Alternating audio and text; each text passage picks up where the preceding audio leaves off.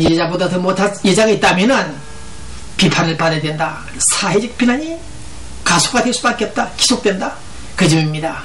그에 대한 판단, 평가는 다시 한번 2라운드 법정에서 판단이 나겠습니다만은 어쨌든 가늠한 자들 같은 자들이 우리 한인 사회를 난장판치고 있다. 이 점은 안 된다는 것입니다. 전쟁 당시 여성운동단체가 있었죠. 네, 자유의 딸이라는 여성단체가 있었습니다. 이들은 우리 어머니들이, 우리 여자들이 앞장서서 사회운동 개혁을 하지 않으면 미국이 살아날 수 없다. 그래서 여성운동을 전개한 시초가 됐다고 합니다만 어쨌든 오늘 이 시간 우리는 자유의 딸이 아닌 자유를 망가뜨리는 딸들이 있다. 이 점을 우리는 주목하고 있습니다. 그래서 본 기자는 오늘 이 시간 우리 LA 교민단체장 여러분들과 또 총영사관의 이 사실을 당부하고자 합니다. 이것은 어디까지나 본 기자의 제안이고 생각인데 이 두 남녀 한인 회장들을 불러다가 한인 회장들 두 사람을 불러다가 소위 한인 배심원 제도를 두고 총영사관이나 한인의 대회의실에서 우리 LA 한인회에 관련된 고문 변호사와 또 그 밖에 변호사협회 멤버들 한 5, 6명 그리고 공인회계사 그 다음 노인단체 어른들 몇 분 유력한 단체장들 20, 30명 있는 자리에서 또 언론인도 포함이 돼야 되겠죠. 그들이 있는 가운데서 스칼렘 당선자의 문제점, 박유한 후보의 당선자 문제점 이 점에 대해서 한번 인민재판을 하듯이 하여 누가 옳고 그른가를 가려서 한번 실험해보는 것이 어떻는가 그런 생각을 하면서 제안을 해봅니다. 그 다음 박유한 당선자는 즉시 스칼렛 엄을 상대로 해서 당선 무효 직무정지 가처분 신청을 하기를 바랍니다. 다른 판사한테 하십시오. 일본계 야피 판사한테 하지 말고 레드 멜라카나 판사 같은 유명한 공정한 판사한테 사건을 넘기도록 바랍니다. 그래서 서울대학교 고대연대 이화여대 출신들 그분들도 한인 배심원 제도에 참여해서 두 후의 문제점을 파악하는 역할을 해주기를 바란다. 그래서 총영사관에서 이 문제를 한번 검토해서 우리 한인사회의 유력한 인사들을 모셔와서 두 사람을 앉혀놓고 한번 심리를 해보는 것이 어떻겠는가 그런 생각을 해봤습니다.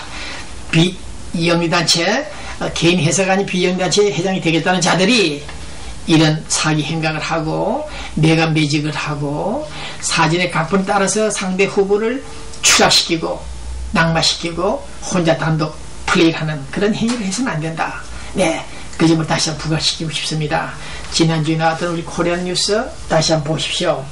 동양성교회 여러분에게 보내는 7번째 글을 지금 읽고 있습니다. 본 기자가 네, 이 교회 문제를 계속 부각시키는 원인의 하나는 이 동양성교교회가 단순한 임동선 원로 목사의 교회가 아니고 우리 4천만 민족의 정신 혼이 담겨있는 동양성교교회 태평양을 건너온 이민 현장 우리 코리안들이 사는 유명한 이 LA에 다닐리 교회에서 크게 성장한 동양성교교회 이 교인들만 해도 약 3,000명이 됩니다.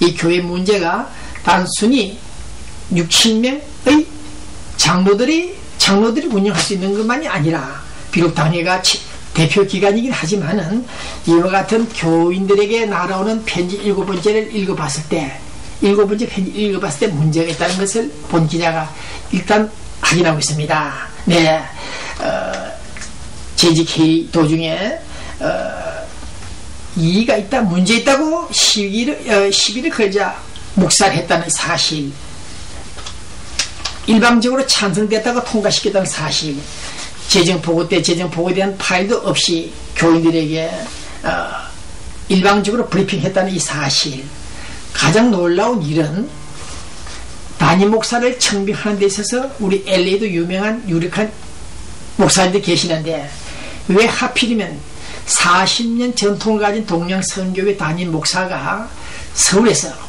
고작 3, 4년 정도 개척 교회를 했다는 초보 목사를 데리고 오느냐. 또 그분이 또 유명한 말을 또 하고 있습니다. 네, 동양선교회 상호 이름 바꿔라. 동양 선교회라는 이름 바꾸고 다른 이름으로 변경하라. 더욱이 강준민 목사가 연루된 제2주차장 부지 매입 사기 사건입니까? 그 사건을 중단시키라. 그런 전제 조건은 그렇다 합니다. 아주 명랑한 목사인데 이래 청빙도 되기 전에 통과가 되기도 전에 교인들 3분의 2가 공동총회 등에서 결정을 짓습니다만은 이런 무리한 목사가 어디 있느냐. 서울에서 어떻게 목회를 했기에 40년 된 동양선교회 상호를 변경하라. 재판을 중단하라. 그래야 내가 담임 목사가 되겠다. 이런 딜을 했다 합니다. 이것은 쉽게 말해서 몇몇 장로를 할까요? 한두 서너 명 많지는 않다고 합니다. 이 사람들이 교회를 전복시키려고 하는 것이 아닌가. 진짜 이게 글대로 교회를 통째로 강탈하려고 하는 세력이 있다. 이런 말들이 있습니다.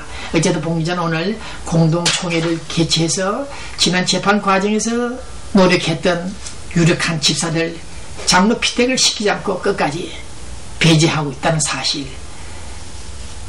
청명하는 서울 목사의 그 성분, 신분, 전력들이 의심스러운 이런 상황에 당회를 운영하고 있는 관련 장로님들 몇 분들 이 문제는 결코 여러분들의 문제가 아니고 우리 교민 사이의 문제라는 사실을 인식하고 오해받지 않도록 해주셔야 됩니다. 재정은 투명해야 될 것이며 교회를 담보하려고 하다가 교회 부동산을 담보하려고 하다가 문제가 됐다는 그런 첩보가 들어와 있습니다. 그런 일은 없겠습니다만 어쨌든 교회 안에서 불미스러운 일이 제2라운드로 옮겨지지 않길 바랍니다. 우리 많은 언론인들이 교회 내부 문제를 지금 주목하고 있습니다. 주시하고 있습니다. 그렇기 때문에 홍민기 서울 목사, 담임 목사 청빙 그 문제를 다시 한번 검증하시길 바라고 우리 동양선교회 당회를 운영하시는 분들이 우리 교인들에게 모범이 되는 그런 당회가 되기를 바라고 또 그 교회를 성장시키는 데 노력하시던 분들 많이 있죠. 개척 당시 목사님들 장로님들 많이 있죠. 나이는 많아졌습니다만 그분들 배신하지 말고 그분들이 있었기 때문에 오늘 동양선교교회가 건재한 것입니다. 네, 누구의 특정인을 비유하는 것이 아니라 그래도 40년 전에 단칸방 아파트에서 시작했던 그 교회가 40년 만에 2억 달러 이상 자산이 늘어나는 그 큰 교회로 성장시킨 그 공로를 인정을 해야 될 것이며 각 들어오신 장로 몇 분이 교회를 교권을 교회 운영권을 장악해서 독재성을 띄우면 안 된다. 그 점을 명심해 주길 바랍니다. 다음 주 추가 뉴스를 보도하겠습니다. 네, 오늘 뉴스의 초점은 뒤에 나오고 있죠. 네, 오바마 대통령 우리 오늘 독립기념일을 맞아서 또 한미동맹 관계가 종속관계에서 대등한 평등 수평적 관계가 되고 있는 이 사실 앞에서 감사하다 정말 고맙다 그렇게 말씀을 다시 한번 그득그득 전하고 싶습니다. 중국 차이나 너희들 북한 도발에 대해서 천안함을 피격시킨 그 도발 행위에 대해서 회피하지 말고 책임을 회피하지 말고 시인하라. 고마운 오바마 대통령 정말 본 기자는 이 방송을 통해서 다시 한번 오바마 대통령에게 한미 동맹 관계 그 중요성과 그 사실들을 내외에 선포한 최근 G20 20개 정상들이 모였던 캐나다에서 그 보여준 행보 너무 감사하다는 사실을 전합니다. 우리 민족 코리아 지난 10년 이상 좌파들과 이상한 정권들이 한미관계 우호관계를 훼손했던 그 잘못된 과정을 우리는 시인하고 있고 반성하고 있습니다. 그러나 이명박 정부를 맞이한 오늘 이 시간 우리 오바마 대통령이 이와 같이 우리 본국 대통령 손을 붙잡고 웃으면서 대화하는 이 모습이 너무 아름답다는 것입니다.